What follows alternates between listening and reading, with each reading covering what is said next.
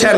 বুখারীর হাদিস, হাদিসের মধ্যে নবী সাল্লাল্লাহু আলাইহি ওয়াসাল্লাম ইরশাদ করেছেন, ও মুসলমানের দল, ও মুসলমানের দল, নবী বলেন, ও আমার উম্মতের দল, তোমরা যদি দুইটা জিনিসের গ্যারান্টি আমি নবীকে দিতে পারো, আমি নবী তোমাদের জান্নাতের গ্যারান্টি দিয়ে দিলাম। সুবহানাল্লাহ।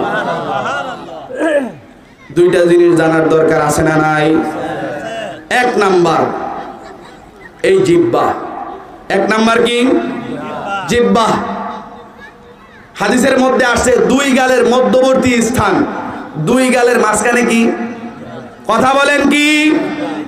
নবী এক নাম্বার বলছেন, যদি তুমি জিহ্বার গ্যারান্টি দিতে পারো, জান্নাতের গ্যারান্টি আমি দিলাম।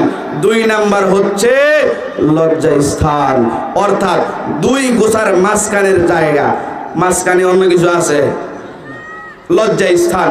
এই লজ্জা স্থান আর আরেকটা কি বলেন? বলেন।